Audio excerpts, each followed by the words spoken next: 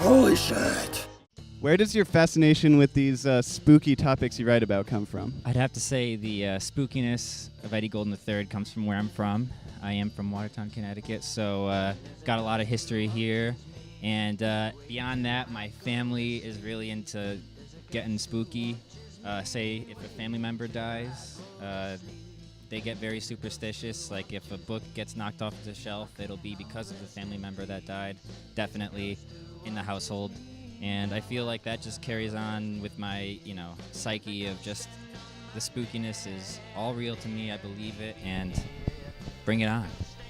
For your solo albums, you usually write and record the albums by yourself. So what's that process like for you? The process is different every time. For the most part, I usually, these days, write a whole song before I record it, but sometimes I just press record with a drum track, and by the end of the day, I have an entire song that I'm ready to release and put on the next album. But like I said, it's just a different process. I'll even use my iPhone very often, like a lot of people do these days, and just bring it around town and record track after track of myself singing, all right, it's going to be like this for this part, it's going to be like this for this part. So do you like the process of writing music by yourself or with a band better? When I write music, it kind of just happens naturally. So if I'm hanging out with my friends who happen to like making music as well, we will naturally make music. And, even if we're not in a band together, it just kind of happens, and it's happened over the years.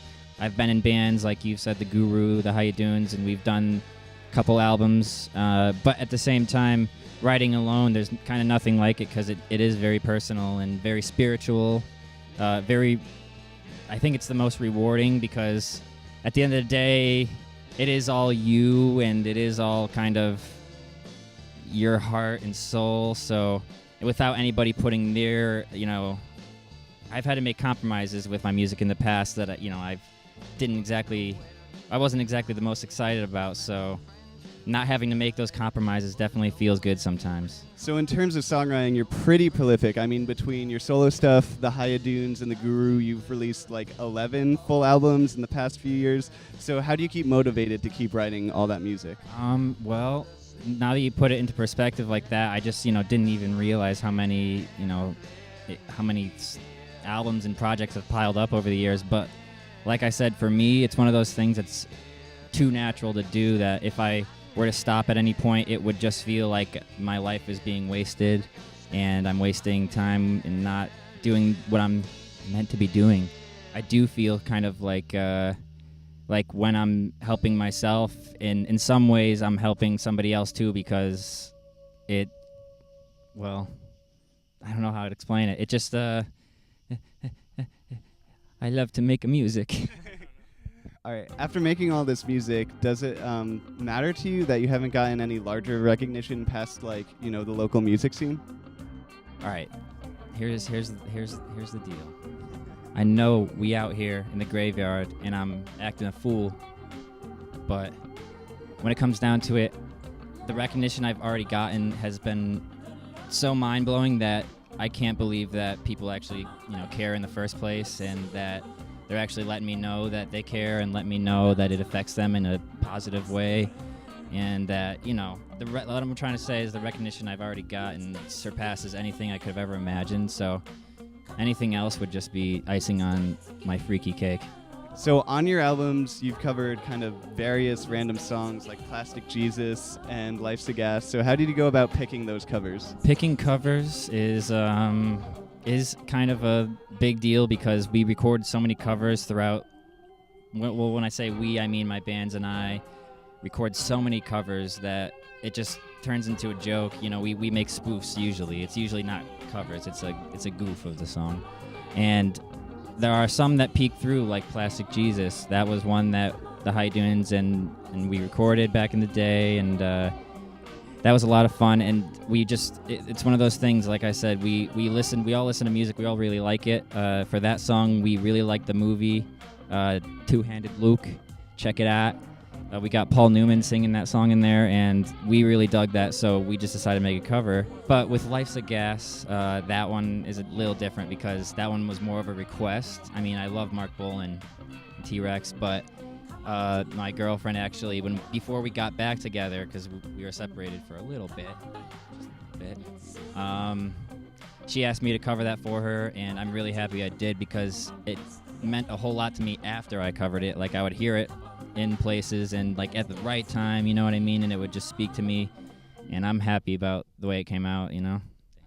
All right, so the music tech nerd inside me has to ask this. What kind of gear do you use to record? Because it sounds really great when you listen back to the tracks. Thank you. I mean, I'm in my own little room in my house right now. It used to be my brother's room, but he doesn't really use it anymore. So now I just kind of threw all my recording gear in there. I started out using just a laptop, you know what I mean? And that was throughout until maybe 4 years ago. That's what I was using. So, and now I've got a Pro Tools rig and a setup, and I'm actually been investing a little bit more time and money into recording, such as like getting a whole bunch of mics to mic up my drums, because I only would use 2 mics before on the drums, and now I kind of want to see what it would sound like with a bunch of them.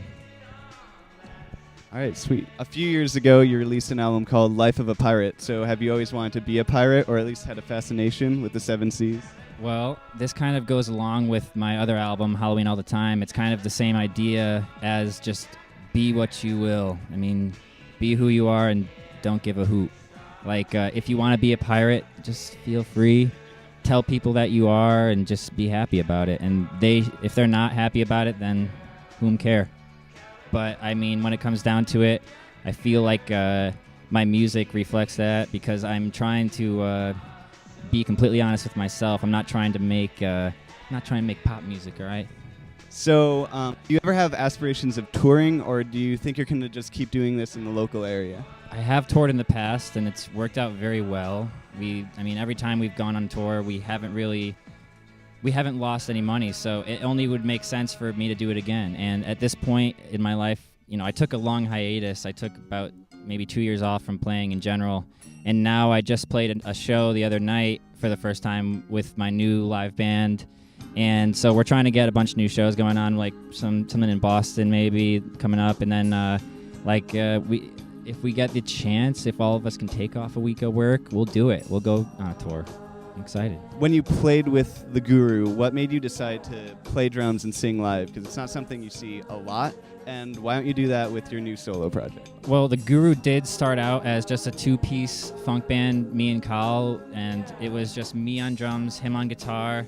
So really, I wasn't the singer for the Guru until we kind of decided that, well, it's just going to be us, so who else is going to sing? I had to sing. And it was no problem for me, because when I was really young, I would love to beatbox and hum at the same time. So I feel like that would just always kind of be like on my mind, as like whenever I'd come up with like groovy melodies, I would just think back to my old days. All right, so you definitely have a penchant for surf music, especially with the Hiya Dunes. So has that just come from listening to a lot of surf music, or have you spent time by the ocean yourself? Unfortunately, I haven't spent enough time by the ocean. I just appreciate the style and the vibrations that surf music gives off.